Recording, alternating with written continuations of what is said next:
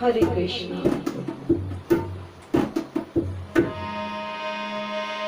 मुझे दास बना कर रख लेना भगवान तो अपने चरणों में।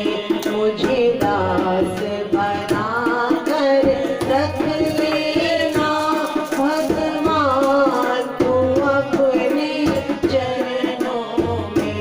भगवान तो अपने चरणों में। भगवान तो अपने चरणों में। भगवान तो अपने चरणों में। मुझे दास बना कर रख लेना भगवान तो अपने चरणों में।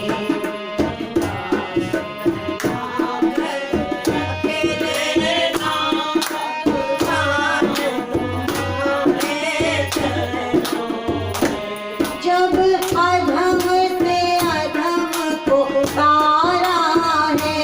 जब अधम से अधम को तारा है। उसमें ही नाम तुम्हारा है। उसमें भी नाम तुम्हारा है।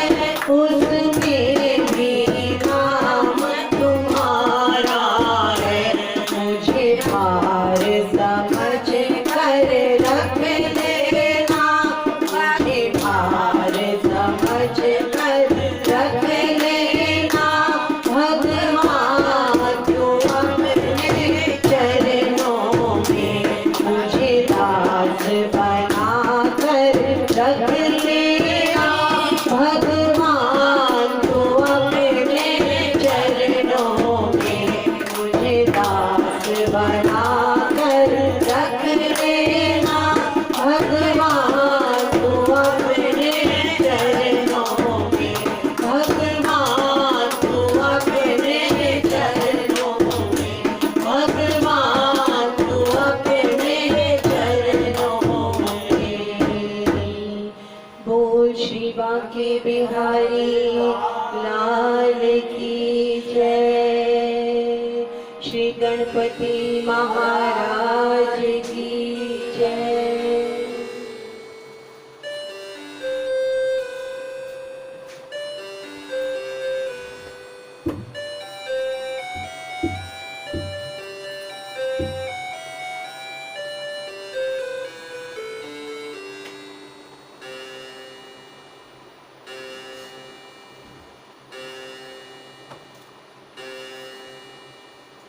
बोल श्री गणपति महाराज की जय। प्रथमे गौरा जी को वंदना। द्वितीय आदि गणी। तृतीय सिमरू शारदा। मेरे कंठ करो प्रवेश। तृतीय सिमरू शारदा। मेरे कंठ करो प्रवेश। बोल गणपति महाराज की जय। सबसे पहले तुम्हें मनाओ गौरी सुत महाराज तुम हो। देवों के सरताज तुम हो। देवों के सरताज। सूंड सुंदाला सूंड सुंदाला मस्तक मोटा कान तुम हो। देवों के सरताज तुम हो। देवों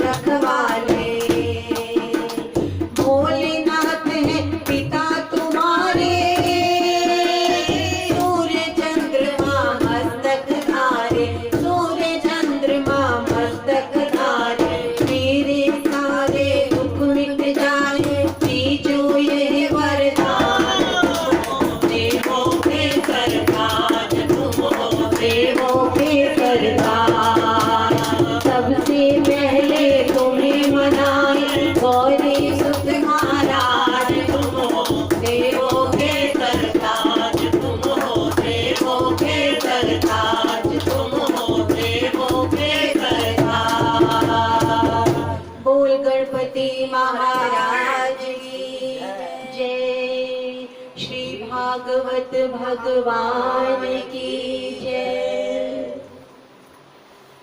भागवत भगवान की है आरती, पापियों को पाप से है तारती। श्री भागवत भगवान की है आरती, पापियों को पाप से है तारती।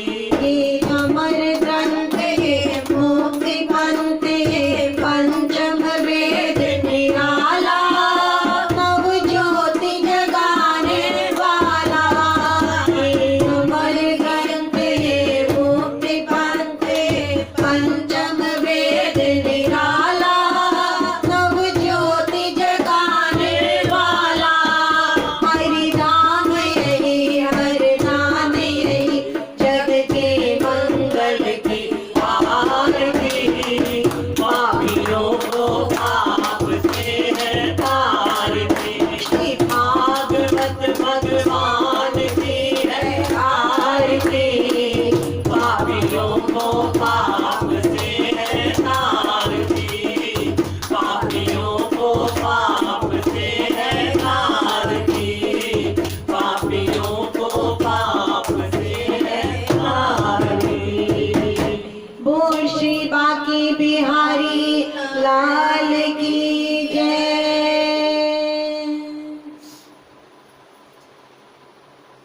2 दिन से हम बड़ी सुंदर कथा का श्रवण कर रहे हैं। वामन देव जी की कथा। श्री नारायण जो कि वामन रूप धरकर राजा बलि के यहाँ आए, और बलि ने जब संपूर्ण दान उन्हें दे दिया, तन मन धन का, तब नारायण श्री हरि हमारे गौए चराने वाले गोपाल उसके हर द्वार पर द्वारपाल बने खड़े। किस तरह हमने श्रवण किया, माता लक्ष्मी अपने नारायण को लेने के लिए आई। कितने प्रेम से रक्षाबंधन के दिन राखी बांधकर राजा बलि को अपना धर्म भाई बनाकर उपहार के रूप में अपने नारायण को मांग के वापस बैकुंठ पहुंचे। माता लक्ष्मी भगवान नारायण के साथ श्रावण शुक्ल पूर्णिमा के दिन बैकुंठ धाम में पधारी थी। जब कितने दिन तक श्री नारायण बलि के यहाँ पहरेदार के रूप में रहे। जो भी नर नारी देव देवता चाहे कथा सुने श्रवण करे, चाहे उसको पढ़े, अगर वो पितरों के दिन, आजकल जैसे पितरों के दिन चल रहे हैं, अगर इन दिनों में इस कथा का श्रवण किया जाता है तो हमारे जितने भी पितृगण होते हैं, ऐसा शास्त्रों में कहा गया है, परम पवित्र वामन चरित्र की कथा समय अनुसार यथामति कही गई।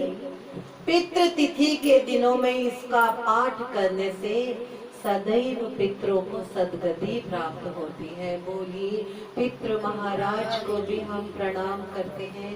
हमारे सभी पितरों को हम सब चरण वंदना करते हैं, आपको साष्टांग नमन करते हैं। हम सब अपने पितरों से अपने किए गलतियों की माफी चाहते हुए सदैव आप हमें सद्मार्ग पर ले चले। हमारे ऊपर, बच्चों के ऊपर, पूरे परिवार के ऊपर, सबके ऊपर अपना आशीर्वाद रखें, क्योंकि पितरों के आशीर्वाद के बिना कुछ भी संभव नहीं है। हे पितृ देवों, हम आपको नमन करते हैं, ना केवल इन 15-16 दिनों में, अपितु साल के जितने भी दिन हो, दिन के कितने भी सेकंड हो, दिन के कितने भी पल हो, हर पल हम आपको ध्यान रखें, आपसे आशीर्वाद चाहें। हम अपनी समस्त गलतियों के लिए एक बार फिर से आपसे क्षमा याचना करते हैं। बोल पितृ महाराज की जय।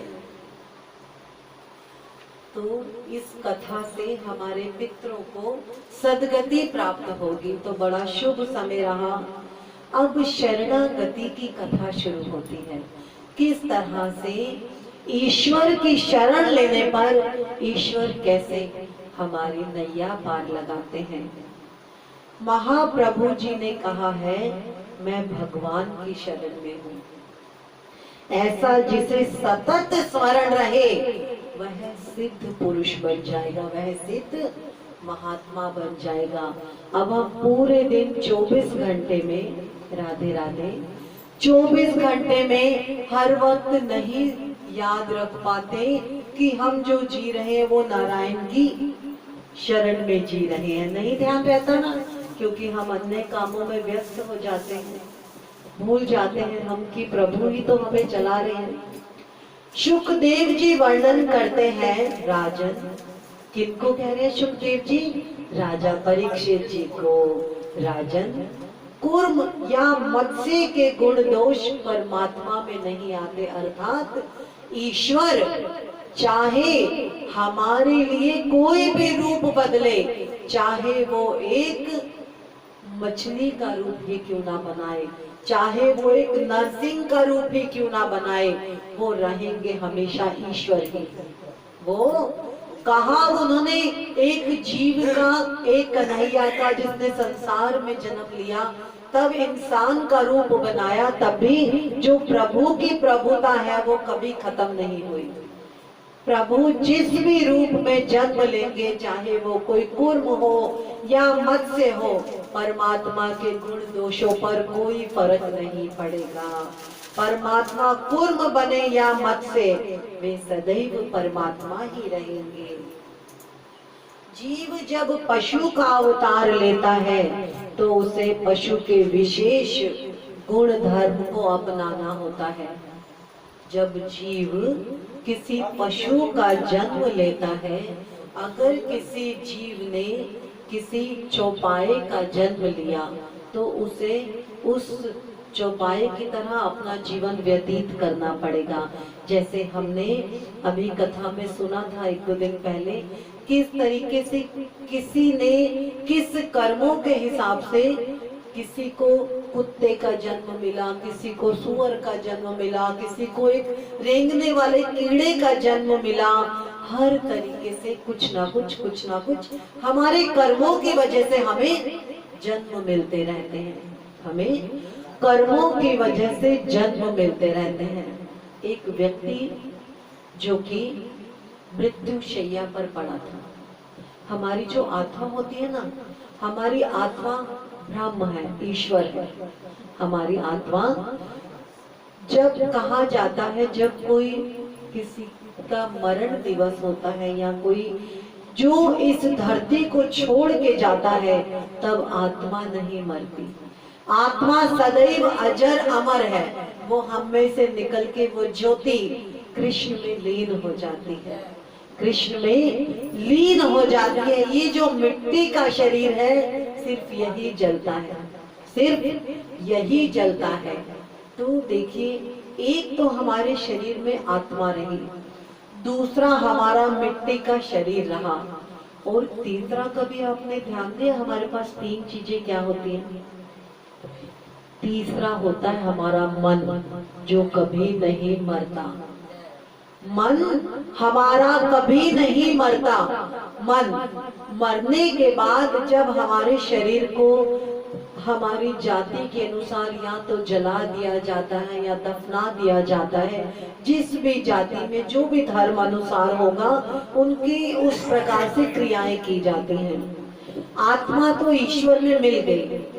जो वो मन रूपी, जो वो मन है ना, जब हम सोते हैं सपने में भी हम किसी को देखते हैं, कई बार हम सपने में रोते भी हैं, हंसते भी हैं, गाते भी हैं, डर भी जाते हैं, और कई बार ईश्वर को भी देखते हैं। तो ये जो मन है ना, जब हम मर जाते हैं, ये मैं आपको इसलिए बताना चाह रही हूँ क्योंकि आजकल पितृदेवों के दिन चल रहे हैं, पितृदेवों के दिन चल रहे हैं। तो हम पितरों को, हम अपने बड़ों को उनके मरने का हम जीते जी भी पूछते हैं। मैं ऐसा नहीं कहती हर कोई एक जैसा नहीं होता, लेकिन कई लोग हैं जो जीते जी किसी की कीमत नहीं जानते, और मरने के बाद हम उनके लिए पूजा अर्चना करें तो क्या वो पूजा अर्चना वो स्वीकारेंगे कभी? वो कितना दुखी होते होंगे। मैं सदैव सबको ये कहती हूँ, जिस प्रकार राजा राम अपने पिता को प्रणाम करते हैं ना, जब उन्हें जंगल में पता चला था, जब भरत जी ने बताया था कि हमारे पिता स्वर्ग सिधार गए, राम कितना रोए थे, कितना प्रेम था। दशरथ जी ने अपने प्राण सिर्फ उस राम राम कहने में ही निकाल दिए। दशरथ जी जैसा प्रेम किसी पिता ने अपने पुत्र को नहीं किया। दशरथ जी जैसा प्रेम किसी पिता ने आज तक अपने पुत्र को नहीं किया। उस प्रेम के वश ही दशरथ जी के मुख पर राम राम था। दशरथ जी के हमारे मुख पर कहाँ राम राम होता है? हम प्रेम, इतना प्रेम था कि वो अपने राम को कभी अपने से दूर नहीं करना चाहते थे, और उसी वियोग में उन्होंने प्राण त्याग दिए। जिस प्रकार भारत ने जब उन्हें बताया, जब उन्होंने तर्पण किया उनका, आज भी जो लोग चले जाते हैं, स्वर्ग सिधार जाते हैं, उनके लिए गया का हमने बड़ा अच्छा पढ़ा था। या जहाँ भी आप घर में भी हम सब प्रेम से करेंगे, वो तर्पण ही होगा। जिस वक्त श्री राम ने वहां नदी पर तर्पण किया था, जमुना पर, गंगा नदी पर, तब गंगा जी पर, तब श्री दशरथ महाराज ने उन्हें दर्शन दिए थे। क्या हमें आज तक हमारे पितरों ने दर्शन दिए? नहीं दिए ना, क्योंकि हमने कभी उनकी पूजा ही नहीं की। कई ऐसे पितृगण हैं जो हम जिन्हें जानते भी नहीं हैं, जिन्हें हमने आज तक देखा भी नहीं है।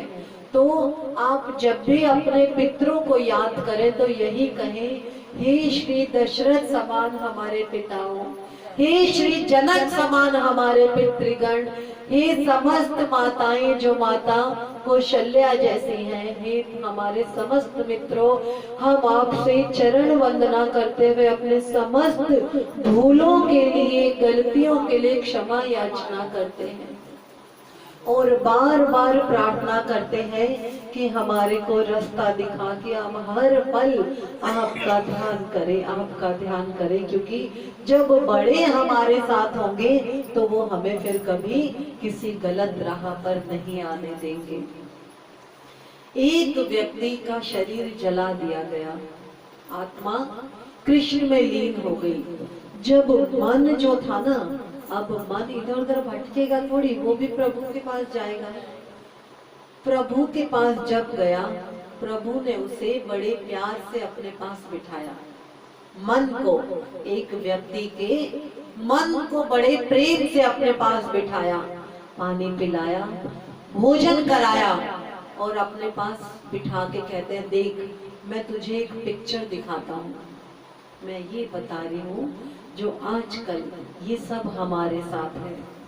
ईश्वर उस मन को एक पिक्चर दिखा रहे हैं, और उस पिक्चर में उस व्यक्ति जिसकी काया को जला दिया गया है, उस व्यक्ति को जब से वो पैदा हुआ और जब वो मरा, उसका अंतिम दिन था, उसके हर कर्म का लेखा जोखा उसे उस पिक्चर में दिखाया गया। जो यमराज जी हैं, यमराज जी सामने खड़े हैं, राधे राधे राधे राधे, प्रेम से कहेंगे राधे राधे। ईश्वर ने उसका समस्त, जो भी उसने जीवन जिया, वो समस्त लेखा जोखा उसको दिखाया। यमराज जी से पूछा, हाँ जी अब इस व्यक्ति को इसका हिसाब बताया जाए। यमराज ने कहा, प्रभु इसके जो पाप है ना, अगर किलो के हिसाब से देखे जाएं तो आप 500 किलो मान लो। जो पाप है, चाहे वो जाने में हो अनजाने में हो, कैसे भी हो, इसके पाप की अगर आप तोल देखेंगे तो वो 500 किलो है, और जो पुण्य है वो 200 ग्राम, वो 200 ग्राम पुण्य है। तो कहते हैं हरि उनको कहते हैं, तूने कभी सोचा, हम सब भी अपने आप से पूछे, क्या हमने कभी सोचा कि हम क्या पुण्य कर्म करते हैं? हमने कभी कुछ अच्छा किया, हमने किसी के लिए कुछ भी किया, तो सबसे पहले हमारे मन में एक मैं आ जाता है, अहम आ जाता है ना। अगर हम कभी कोई गीत अच्छा गाते हैं ना, अगर हमारे मन में कोई छोटी सी ये बात भी आ जाए ना कि बड़ा अच्छा गीत गाया गया, तो उस गीत में क्रॉस लग जाता है, क्योंकि हमारे अहम भाव ने उसको, जो उसकी पुण्यता थी, उसको क्षय कर दिया, उसको खत्म कर दिया। तो हमारे में कभी अहम नहीं आना चाहिए। अगर कुछ भी अच्छा कहा गया, इन कानों के द्वारा कुछ अच्छा सुना गया, तो वो सब उसकी कृपा से। हम कौन होते हैं बोलने या सुनने वाले? हम तो कुछ भी नहीं है। हे नारायण, हम तो कुछ भी नहीं है। उस व्यक्ति से पूछिए जिसके 500 किलो पाप है और 200 ग्राम पुण्य है। ईश्वर कहते हैं, ये जो तेरे 200 ग्राम पुण्य है ना, इन 200 ग्राम पुण्य के लिए जो हमने जो पाप किए हैं, उसकी सजा तो हमें अवश्य मिलेगी, उसकी सजा हमें अवश्य मिलेगी। और वो सजा 84 लाख योनियां शास्त्रों में बताई गई है। उस योनियों के हिसाब से कई बार हमें कोई जानवर बनना पड़ता है, कई बार हमें किसी जानवर के रूप में बनना पड़ता है। और जब इतना सा भी हमारा 100 ग्राम या 200 ग्राम पुण्य भी होगा, तब उस पुण्य हेतु हमें ये शरीर दिया जाता है, क्योंकि इस शरीर के द्वारा ही हम ईश्वर को प्राप्त कर सकते हैं। क्या कोई चौपाया जानवर ईश्वर को प्राप्त कर सकता है? नहीं कर सकता ना। हमें खाने के लिए मुंह दिया, हमें जीवा दी, हम उस जीवा से इधर उधर की बातें ना करके हम हरि सुमिरन करें, हम ईश्वर का ध्यान करें। हम इन कानों में किसी की बुराई ना सुन के हम भजन कीर्तन सुने, हम कथाओं का श्रवण करें। इन आँखों को हम नारायण के ऊपर लगाएं, अच्छी अच्छी संतों की वाणियां, संतों की कथाएं पढ़ें, उनको सुने, तो हमारा जीवन सफल होगा। एक हाथी, एक शेरनी है, शेरनी के भी छोटे छोटे बच्चे हुए हैं, शेरनी के छोटे छोटे बच्चे हुए हैं, और एक गीदड़ के छोटे छोटे बच्चे हुए हैं। गीदड़ की जो पत्नी है, उसका जितने बच्चे हुए, गीदड़ के 5 बच्चों में से एक बच्चा जीवित रहा। गीदड़ के 5 बच्चों में से एक बच्चा जीवित रहा। 4 बच्चे जब उसके मर गए, तो जो गीदड़ की पत्नी थी, उन बच्चों की माँ थी, उसने अपने 4 बच्चों की वजह से अपनी जान दे दी कि मेरे 4 बच्चे नहीं रहे। वो छोटा सा जो बच्चा था गीदड़ का, वो बहुत किलकारियां मार के रो रहा था। पहला दिन था, उसे दूध भी चाहिए। शेरनी अपने छोटे छोटे बच्चों को दूध पिला रही थी। माँ का हृदय होता है ना, चाहे वो पशु का हृदय हो, चाहे वो एक नारी का हृदय हो। जब हम बच्चा पैदा करते हैं, तो उस बच्चा पैदा करने के साथ आप ध्यान दीजिएगा, जब हम लड़कियां थी, जब हमारा विवाह नहीं हुआ था, तब वो ममता हमारे में नहीं थी। जब हमारे बच्चे हुए, जब वो ममता हम में आई। इस चीज को है, चाहे वो पिता ही क्यों ना हो, पिता के मन में भी वो ममता आई बच्चों के लिए। और वो ममता ना केवल अपने बच्चों के लिए, अभी तो हर बच्चे के लिए आती है। शेरनी को उस छोटे बिलखते गीदड़ के बच्चे के ऊपर दया आ गई। जहाँ शेरनी के बच्चे दूध पी रहे थे, वो शेरनी गीदड़ के बच्चे को खा सकती थी, हिंसक पशु है, लेकिन उस माँ ने उस छोटे से गीदड़ के बच्चे को दूध पिलाया। वो दूध उसने उसके पिछले जन्म के प्रारब्ध के पुण्यों के हिसाब से, एक तो उसके प्राण नहीं गए पैदा होते हुए, और जिनके प्राण गए थे उस वक्त, इसका मतलब उनका पुण्य इतना सा ही था जो आते ही चले गए, आते ही चले गए। ये जो हमारा जीवन चल रहा है, ये ईश्वर के द्वारा दिया हुआ कर्म है, हमारे ऊपर कृपा है, हमारे कई जन्मों के पुण्य है, जो हमें ये रूप मिला है कि हम नारायण कृपा में रह रहे हैं। बच्चा शेरनी का दूध पी के शेरों के साथ पलने लगा, धीरे धीरे थोड़ा बड़ा होने लगा, भाइयों के साथ पलने लगा। एक बार एक बड़ा जंगली हाथी वहां आ गया। शेरनी के बच्चे इतने बड़े नहीं हैं, हमारे बच्चे कितने भी बड़े हो जाएं हम सोचते हैं अभी छोटे हैं, चाहे उनकी शादियां भी हो जाएं फिर भी हम सोचेंगे हमारे बच्चे छोटे हैं। शेरनी भी सोच रही है कि हमारे बच्चे छोटे हैं, अभी कौन जंगली जानवर का सामना करेगा। तो गीदड़ का बच्चा कहता है माँ, गीदड़ का बच्चा कहता है माँ मैं सामना करूंगा, माँ मैंने तेरा दूध पिया है, मैं सामना करूंगा। तो देखिए कहाँ क्या एक गीदड़ एक हाथी का मुकाबला कर सकता है? नहीं कर सकता ना, है वो भी जानवर, है वो भी जानवर, ठीक है। और गीदड़ का बच्चा उस शेर की मांद में से निकल के आया और हाथी के सामने ललकारने लगा, बोल क्या कहती है, तेरी हिम्मत क्या हुई। और हाथी ने उसे अपनी सूंड में पकड़ के पटक के उसी वक्त मार दिया, क्योंकि वो उसका सामना नहीं कर सकता था, वो उसका सामना नहीं कर सकता था। हमें भी अपने हर तरीकों के नियमों में रहकर, नियमों में जो हमारे ऊपर ईश्वर ने जो नियम बनाए हैं, किस तरीके से हमें अपना जीवन यापन करना है, उस जीवन को उस प्रकार से चलाते हुए हमेशा उस मुक्ति की तरफ जाना है। और ये जो भागवत है हमें मरने से पहले ही बताती है कि मरने के बाद क्या होगा। हमने कभी मरने की तैयारी तो की नहीं, तो ये भागवत बताते हैं कि लोग गरुड़ पुराण पढ़ते हैं मरने के बाद, लेकिन मैं कहती हूँ हमें उस गरुड़ पुराण को जीते जी पढ़ना चाहिए, जीते जी पढ़ना चाहिए कि हम जो कर्म करेंगे उसके हमें क्या सजाएं मिलनी है, क्या हम उस सजा को सहन कर पाएंगे? नहीं कर पाएंगे ना, तो क्यों ना हम आज ही अपने उस जीवन को सुधारें, आज ही अपने उस जीवन को सुधारें। महाभारत के कर्ण आपको याद होंगे, कर्ण की जब अर्जुन ने जब तीर मारा, कर्ण स्वर्ग से धार गए, क्योंकि उन्होंने जिंदगी भर बहुत दान दिया था, जिंदगी भर बहुत दान दिया था। देखिए दान की महिमा, कोई उनके दर से कभी खाली नहीं गया था, कभी भी। आज जब इंद्र के राज्य में बड़ा अच्छा सिंहासन मिला है, खाने का जब वक्त हुआ, उन्होंने देखा सब देव सभी देवियां भोजन कर रहे हैं, अपने भोजन का इंतजार करने लगे, क्योंकि स्वर्ग लोक में है तो 1000 सेवक सेविकाएं हैं।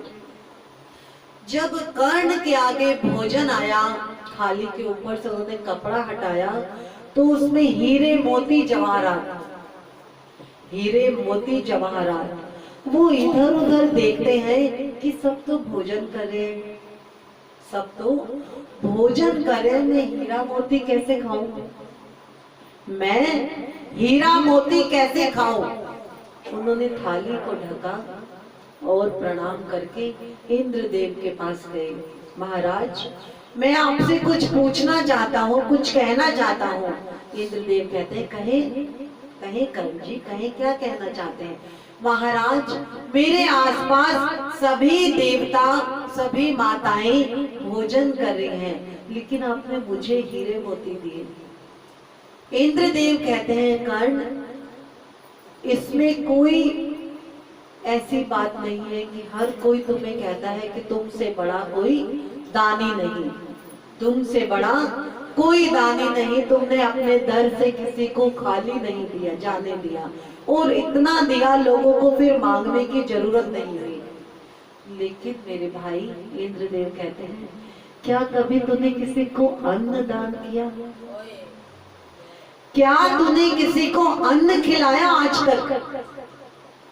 आज तक तूने किसी को अन्न का दान नहीं किया। आज तक तूने किसी को एक चावल का दाना नहीं दिया। जो तुझसे आया लेने तूने हीरे मोती बांटे। तूने अपने अंग का जो तुझे मांस तक का जो लोथड़ा था वो तूने निकाल के दे दिया। तूने ये सब दिया। तो जो तू देगा तुझे वही तो मिलेगा। जो तू देगा तुझे वही तो मिलेगा। तूने सोने चांदी दिए, तुझे सोने चांदी मिल गए। और तू जो तू देगा तुझे 1000 गुना होके मिलेगा। जितने दिन तू रहेगा तुझे रोज सोना चांदी मिलेगा, तुझे यही खाना पड़ेगा। तो कहता है महाराज ये तो बड़ी मुश्किल हो जाएगी। पेट में तो रोटी जानी चाहिए। मैंने इस गलती को मैं स्वीकार करता हूँ, अब मैं क्या करूँ।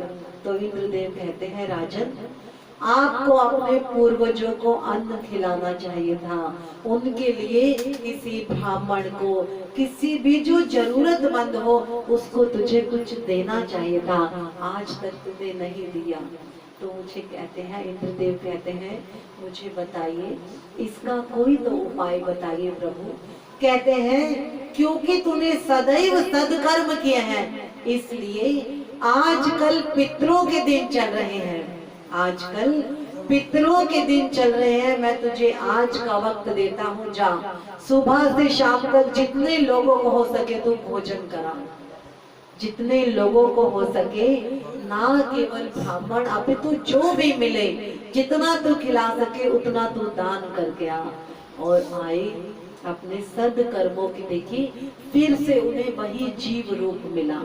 कहा वो देव बन गए थे कर्ण, लेकिन जो हमारा ये जो तन मिला है हमें, ये बड़ी कृपा से मिला है। मैंने कल भी आपको कहा था ये नर तन जो मिला है, ये नर तन जो तुझको मिला है, ये गवाने के काबिल नहीं है। ये नर तन जो तुझको मिला है,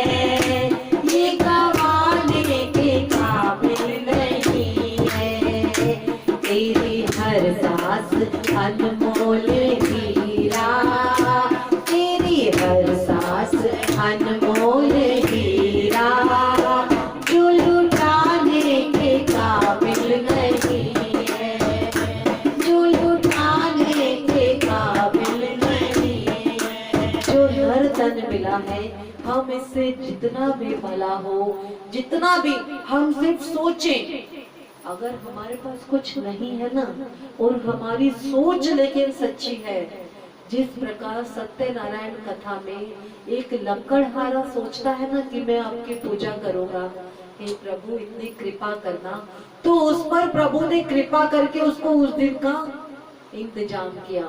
हम जब सुबह उठते हैं क्या हमें पता होता है कि अगर हमारी दुकान है कोई कस्टमर आएगा या नहीं, या हमें कहीं से पेमेंट आनी है कुछ मिलेगा या नहीं, ये सब उसको पता है किसको कब क्या देना है।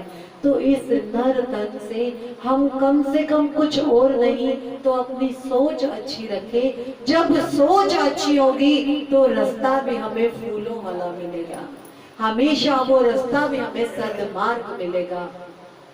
हम पैदा हुए, खाते हैं, सोते हैं और सिर्फ बच्चे पैदा करते हैं, ये 3 काम यही जानवर भी करते हैं। पैदा होते हैं, खाना खाते हैं और बच्चे पैदा करते हैं। क्या फर्क रह गया हम में और में? नहीं रहा ना। फर्क ये है कि हम ईश्वर की प्रार्थना कर सकते हैं, ईश्वर को साक्षात अपने समक्ष इतनी प्रार्थना करें, इतना उनका उच्चारण करें, इतना उनसे प्रेम करें कि वह साक्षात हमें दर्शन दे सकते हैं, लेकिन एक पशु नहीं कर सकता। तो हमें जीते जी ही उस ईश्वर के प्रेम को साक्षात पाना है और उस प्रेम को आपस में भी उसी प्रकार से प्रेम रखना है, क्योंकि मुझ में भी नारायण, तुझ में भी नारायण, सब में नारायण, सब में नारायण है, सब में। अब देखिए कूर्म रूप कहते हैं कि ईश्वर जो है वो कोई भी रूप ले ले। ईश्वर जो है वो कोई भी, चाहे वो मत्स्य रूप ले, चाहे किसी प्रकार का भी रूप ले, लेकिन ईश्वर का प्रारूप नहीं बदलता। ईश्वर के गुण वही रहते हैं। लेकिन हम जो रूप लें, अगर हम इंसान बनेंगे तो हमारे हाथ कीर्तन में तालियां बजाएंगे और दो पैर हमारे चलने के लिए होंगे, जिसपे चल के हम कथा में आएंगे, जिससे चल के हम नारायण का दर्शन करेंगे। ठीक है, वाणी ऐसी जिससे हम हरि गुण गाएंगे। लेकिन जब हम चौपाया होंगे तो हम ताली नहीं बजा पाएंगे। पिछली बार हमने देखा था, नारायण कह रहे थे, मैंने देखो कीर्तन में कितना अच्छा कीर्तन हो रहा है, मैंने इसे 2 हाथ दिए, ये तालियां नहीं बजाता, शायद मुझसे कोई भूल हो गई। नारायण कहते हैं मुझसे भूल हो गई, इस बार मैं इसके वो 2 हाथ भी पैर बना दूंगा, अर्थात हमें पशु बना देंगे। तो जब भी हम कीर्तन पे बैठे, जहाँ भजन हो वहाँ जरूर मन तभी लग। देखिए, एक होता है नाम ब्रह्म, जो हम नाम ले रहे हैं, एक होता है नाद। नाद मतलब जिसमें से आवाज आ रही है, एक तो आवाज मुंह से, और नाद हो गया किसी चीज को स्पर्श करके बजाना। ढोलक भी नाद है, हारमोनियम भी नाद है, और हम ताली बजाएंगे वो भी नाद है। तो नाम ब्रह्म और नाद ब्रह्म जब एक साथ हो जाएंगे, तब हरि स्वयं वहां नाचते थिरकते खुद ही चले आएंगे।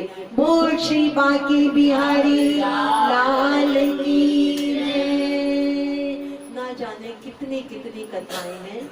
एक अजामिल नाम का चोर, अजामिल नाम का चोर, पापी, जिसका काम था सिर्फ दूसरों को लूटना, जिसका काम था जंगल में जो भी आ जाए सिर्फ उसे लूटना, उसके सिवाय कुछ नहीं करना।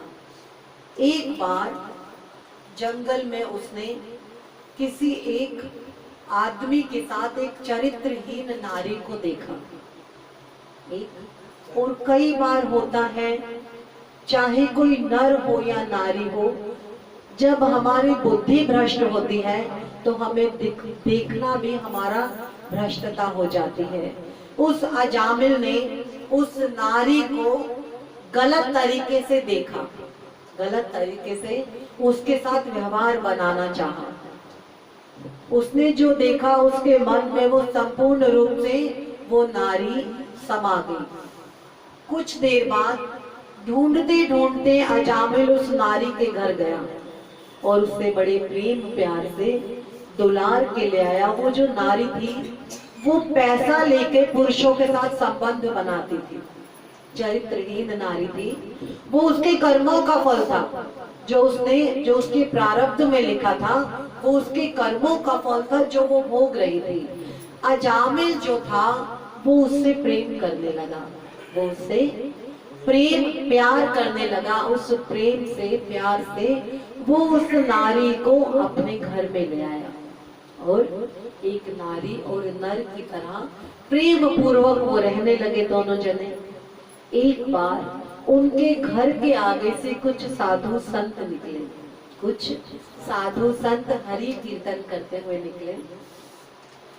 जो वो नारी थी, नारी उस वक्त गर्भवती थी, जो अजामिल के बच्चे को जन्म देने वाली थी। उसने कहा, बाहर संत महात्मा आए हैं। अब जब वो अजामिल के साथ रह रही थी, तब वो एक पुरुष के साथ रह रही थी, किसी अन्य पुरुष के साथ नहीं रह रही थी। उसको लगा बाहर कुछ संत पुरुष आए हैं। उसने बड़े प्रेम से उन्हें भोजन अर्पण करने के लिए निवेदन किया कि महात्मागण, मैं चाहती हूँ आप यहाँ भोजन ग्रहण करें। लेकिन जो संत महात्मा होते हैं वो ऐसे घर से भोजन लेना उचित नहीं समझते, क्योंकि वहाँ गलत तरीके से भोजन को या किसी भी तरीके से कमाई जो है वो गलत तरीके से आती थी, चाहे वो चोरी की लूट से आती हो, किसी भी तरीके से किसी को दुख दे के वो कमाई आती थी। लेकिन ये बात संतों को नहीं पता थी। उन्होंने बड़े प्रेम से, जैसा उस नारी ने भोजन बनाया, उन्होंने बड़े प्रेम से वो भोजन ग्रहण किया। हम प्रेम से किसी को भोजन दे रहे हैं और जो सामने वाला संत जो है उसने बड़े प्रेम से खाया और वो उस भोजन के उपरांत उससे कहते हैं, अजामिल भी वही था। अजामिल से कहते हैं तूने बड़े प्रेम से हमें भोजन खिलाया, अब तो हमें दक्षिणा तो दे, अब तो हमें दक्षिणा तो देगा, जाते हुए दी जाती है कुछ ना कुछ ब्राह्मणों को दक्षिणा। तो अजामिल कहते हैं शुक्र करो महाराज कि तुम्हें लूटा नहीं मैंने, शुक्र करो तुम्हें लूटा नहीं मैंने, ये तो मेरी पत्नी ने तुम्हें खाना खिला दिया, मैं होता ना मैं खाना भी ना खिलाता। लेकिन संत देखिए विनम्रता से भरे होते हैं। जब हम विनम्र रहेंगे ना, तब हमारे जैसे हम झुक के रहेंगे, तब हम किसी के आगे निगाह नहीं उठाएंगे, तो कोई दूसरा भी हमारे लिए निगाह उठाना क्या, कभी कुछ गलत बोल भी नहीं पाएंगे। तो हमें हमेशा विनम्र रहने की जरूरत है। अजामिल क्या कह रहा है, महाराज शुक्र कीजिए कि मैंने आपको लूटा नहीं, जितना मिल गया ना चुपचाप यहाँ से निकल लो, चुपचाप यहाँ से निकल लो। लेकिन संत विनम्रता के हृदय वाले, प्रेम भाव रखने वाले कि बड़े प्रेम से इसकी पत्नी ने भोजन कराया है जो कि गर्भवती है, कहते हैं पुत्र अजामिल, जो अब तेरा पुत्र होगा ना उसका नाम तो नारायण रखना। बोल श्री बांके बिहारी लाल की जय। क्या कहते हैं, पुत्र तू अपने पुत्र का नाम नारायण रखना। राधे राधे, प्रेम से कहेंगे राधे राधे, नारायण रखना। तो वो कहता है क्यों, इससे मुझे क्या लाभ, क्योंकि वो एक लालची है, उसे हर चीज में देखना है कि कहाँ मेरा फायदा होगा, कहाँ मेरा नुकसान होगा। कहता है गुरुवर इसमें मेरा क्या लाभ, मेरा पुत्र होगा, मैं क्यों नारायण नाम रखूं।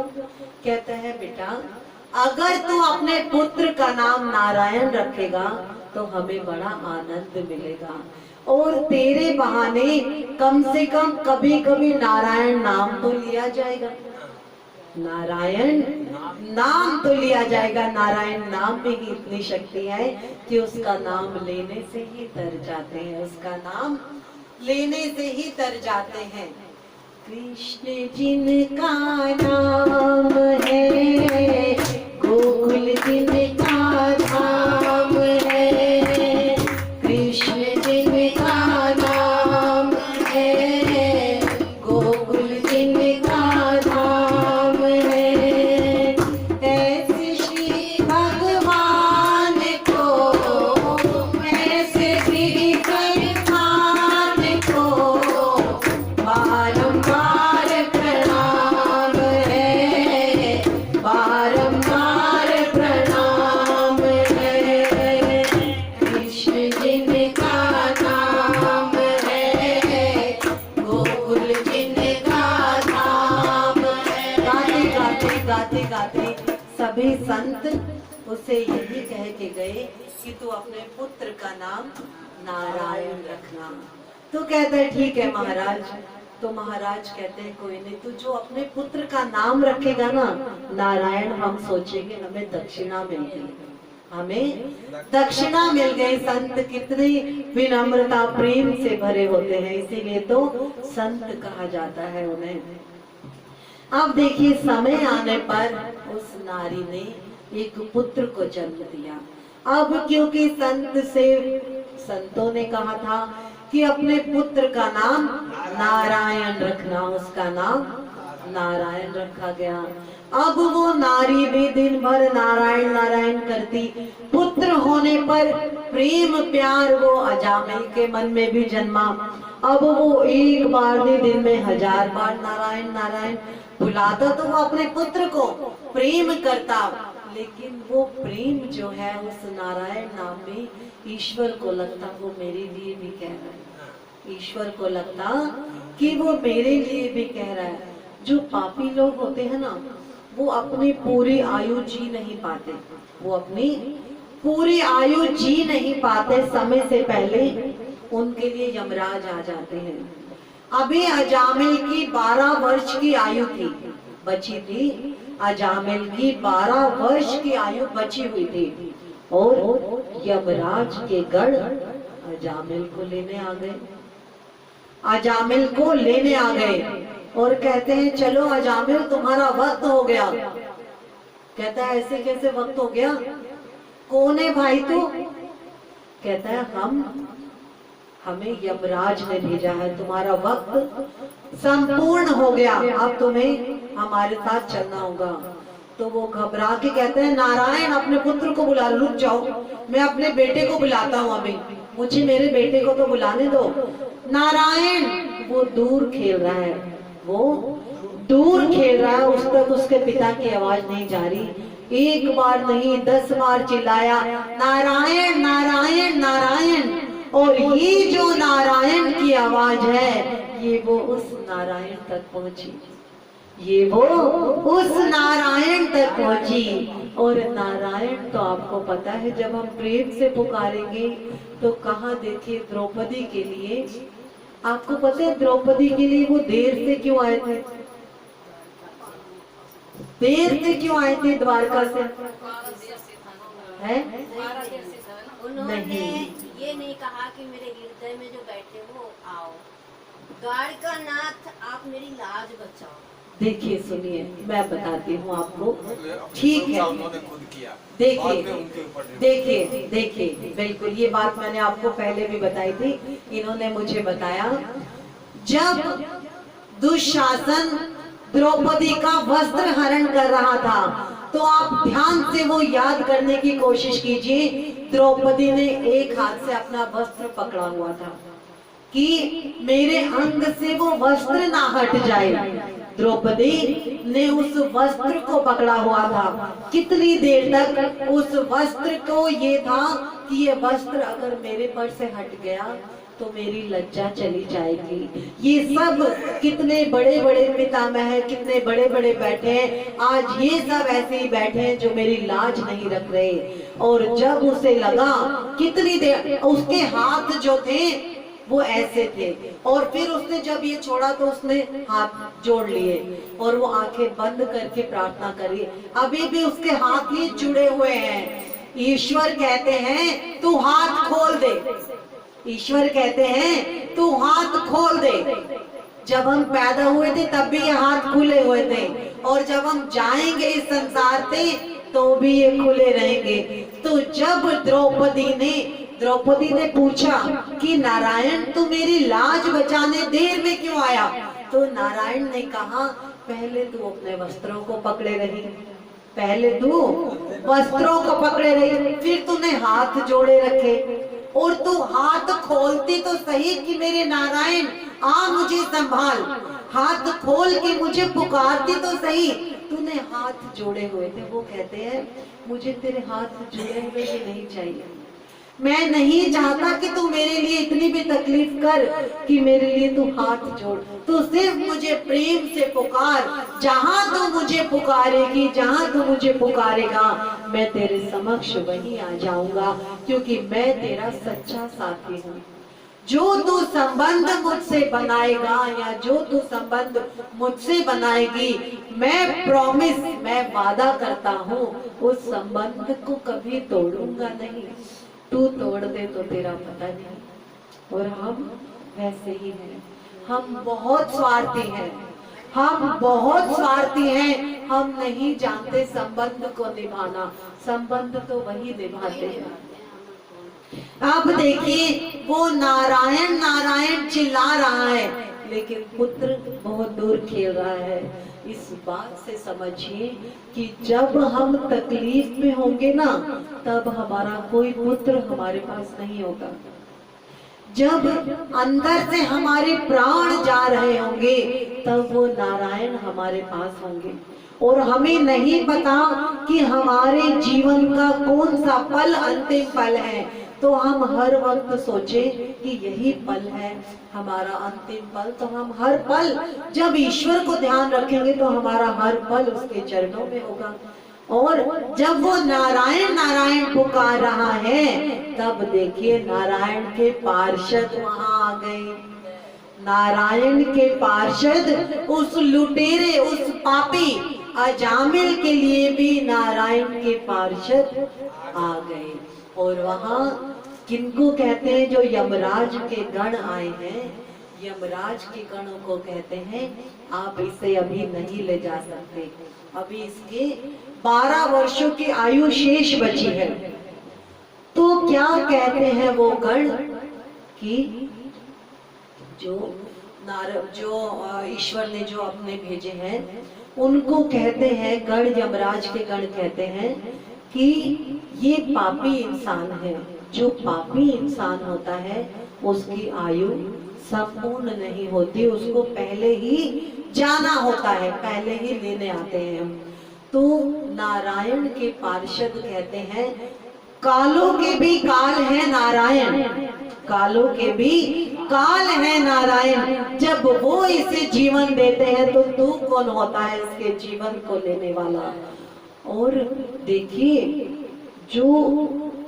जो अजामिल है वो नीचे गिरा हुआ है, वो पार्षदों जो यमराज के गण आए हैं, यमराज के गण उसमें से प्राण निकाल चुके हैं, उसमें से प्राण निकाल चुके हैं, लेकिन उसका मन अभी वही है, वो अभी कहीं नहीं गया। और वो उस जगह पर जहाँ गिरा पड़ा है वहां उसका मन ये सब बातें सुन रहा है, ये सब बातें सुन रहा है और सुन के कह रहा है कि प्रभु ने मुझे इतनी सुंदर काया दी, इतना सुंदर जीवन दिया और मैंने उसे किस में बिताया, सिर्फ लूट में, दूसरों को लूटना, खसोटना, गलत कार्यों में जीवन व्यतीत किया। और फिर भी मुझ पापी के लिए आज नारायण अपने पार्षदों को भेजते हैं। बोल श्री बांके बिहारी लाल की जय। जब उस पापी अजामिल की रक्षा नारायण कर सकते हैं तो हमारी रक्षा क्यों नहीं करेंगे, हमारी रक्षा क्यों नहीं करेंगे। तो ये सब जो छोटी छोटी व्यंग्य होते हैं, छोटी छोटी कथाएं होती हैं, ये हमें यही बताती है कि ईश्वर की राह में हम चलेंगे तो ईश्वर हमें कभी हमारे साथ कुछ गलत नहीं होने देंगे। अगर कुछ गलत होना भी हो तो वो बैठे हैं, क्योंकि हमने सब कुछ उसी के चरणों में समर्पण कर दिया। तो हे मेरे नारायण, जब तू अजामिल जैसे इंसान की रक्षा कर सकता है, उसे अंत समय में भी कालों के काल तूने रक्षा की, तो हम सब तेरे चरण में हैं। हम तो अजामिल से भी गए गुजरे हैं प्रभु, हमारे कर्म बहुत बुरे हैं, हमने कभी कोई अच्छे कर्म नहीं किए। हे नारायण, आज से ही, अभी से ही हम तेरे चरणों में हैं। हमारे जो भी कर्म हो वो तेरे अनुरूप हो, जैसा तू चाहे वैसा हो प्रभु, जैसा तू कहे वैसा आवाज निकले, जैसा तू बुलवाए वैसा बोले। नारायण सदैव कृपा कर, सदैव सब पर अपना आशीर्वाद रख नारायण, कि हर मन में तेरा ही नाम हो। बोल श्री बांके बिहारी लाल की जय। मत्स्य रूप हम देख रहे थे। शुकदेव जी कहते हैं राजन, ईश्वर कोई भी रूप ले, चाहे वो कूर्म या मत्स्य का रूप ले, ईश्वर वही के वही रहेंगे, ईश्वर नहीं बदलते। लेकिन हमें प्रारब्ध अनुसार यदि कोई हम जानवर बने हैं तो हमें जानवर की योनि में जानवर की तरह ही रहना होगा, हमारे गुण दोष जानवर जैसे ही होंगे। महाराज सत्यव्रत मनु एक समय कृतमाला नदी के किनारे तपस्या कर रहे थे। महाराज मनु एक वक्त नदी कृतमाला नदी के किनारे तपस्या कर रहे थे। यह नदी त्रिवेंद्रम में है, यह नदी त्रिवेंद्रम की ओर है, वहां उन्होंने कई वर्षों तक तपस्या की। एक बार जब वो नदी में जल तर्पण कर रहे थे तो उनके हाथ में एक मछली आ गई, महाराज मनु के हाथ में। महाराज मनु, ध्यान रखिएगा, महाराज मनु रघुवंश के थे, रघुवंश के थे, राम जी के पूर्वजों में आते हैं। तो आगे जब हम जाएंगे तो हम अब राम जी की तरफ बढ़ेंगे। तो ये जो कथा है महाराज मनु की, जो हमने वामन देव जी की कथा की थी, महाराज मनु की कथा, ये इन दिनों में मैंने अभी थोड़ी देर पहले भी बताया था कि वामन देव की कथा का वर्णन, कथा बोलना या सुनना या करना, इस कथा से हमारे जितने भी पूर्वज हैं उन्हें सदगति मिलती है। शुभ दिन होते हैं जब हम इन कथाओं का श्रवण करते हैं, तो जितने भी हमारे पूर्वज हैं वो समस्त रूप से उन्हें सदगति मिलती है और उनका आशीर्वाद सदैव हमारे साथ रहता है। जब महाराज मनु तर्पण कर रहे थे, ऋषि तर्पण से हमेशा बुद्धि शुद्ध होती है।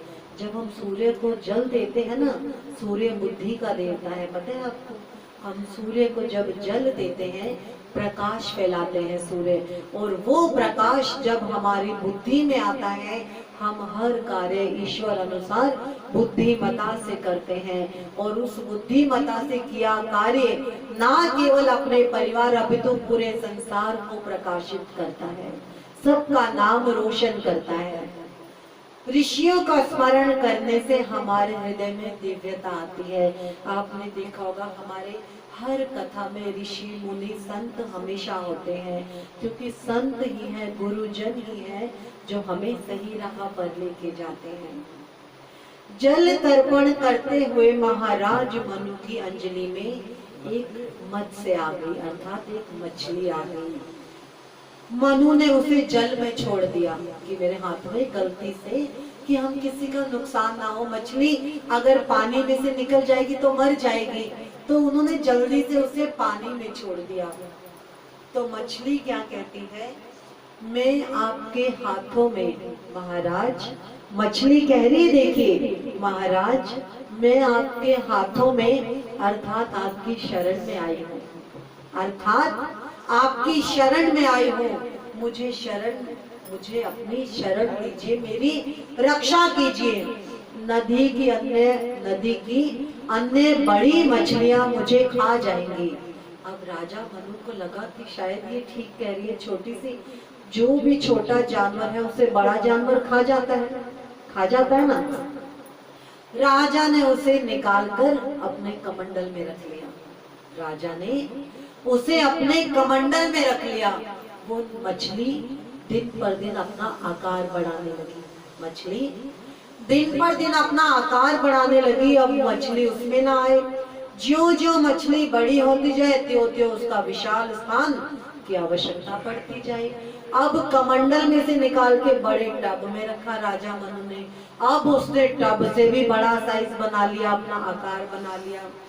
दिनों दिन वह विशाल स्वरूप धारण करती गई मछली। अब राजा मनु को बड़ा आश्चर्य हो रहा है कि ये छोटी सी मछली मेरे हाथ में आई थी और अब इतनी विशाल कैसे हो गई। वृत्ति ही मत्स्य है। वृत्ति का मतलब हमारी इच्छाएं। हमारी इच्छाएं, ध्यान रखिए, जब हमें कोई भी इच्छा होती है तो वो छोटी सी इच्छा होती है। हमारी तृष्णा वो छोटी सी होती है, लेकिन वो दिनों दिन बढ़ती जाती है।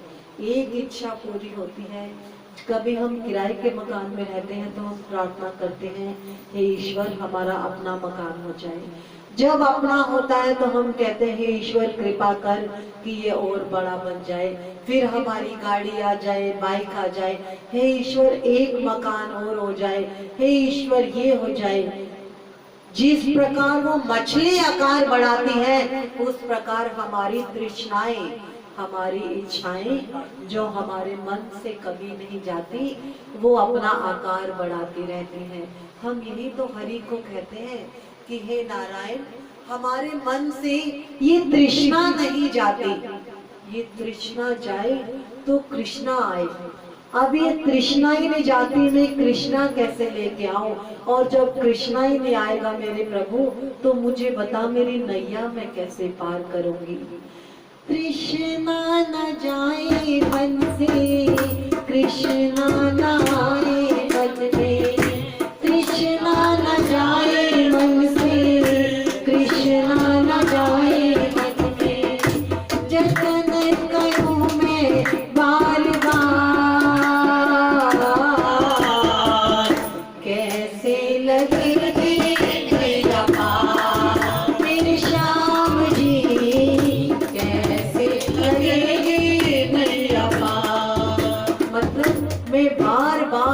मेरा नाम लेने की सोचते हो, लेकिन उस नाम के ऊपर मेरी तृष्णाएं भारी पड़ जाती हैं और मैं सदैव उस तृष्णा में ऐसी खो जाती हूँ कि मैं तुझे याद करना ही भूल जाती हूँ।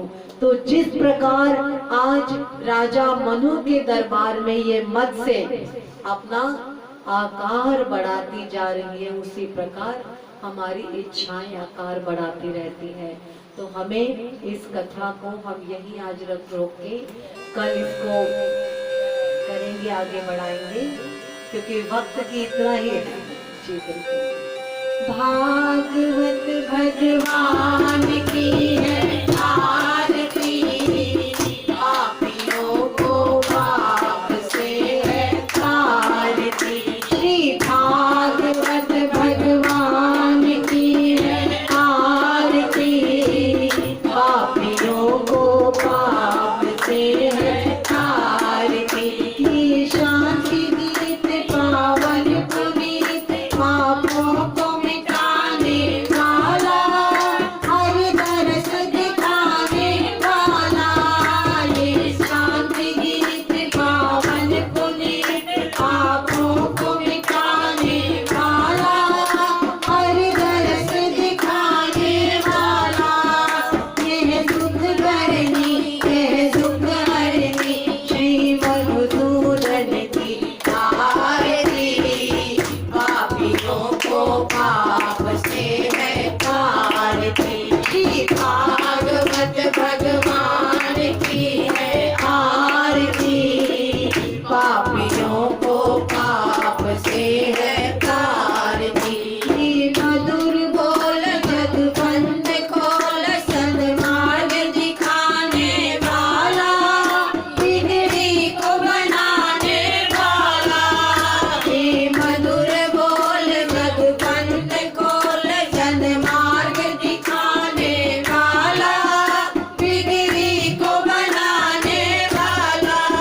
श्री राम यही घनश्याम यही, प्रभु की महिमा की आरती। पापियों को पाप से है तारती, श्री भागवत भगवान की है आरती।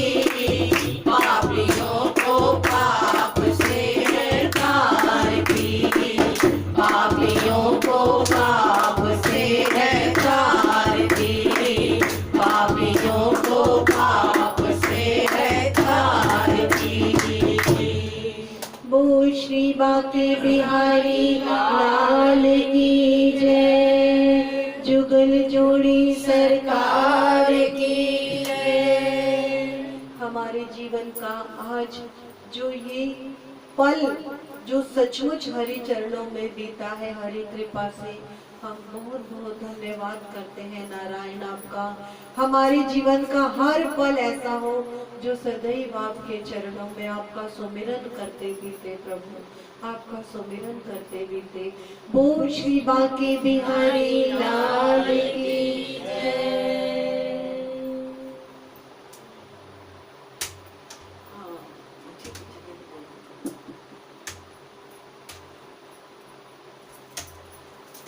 भजन तो इतने सारे निकाले हैं।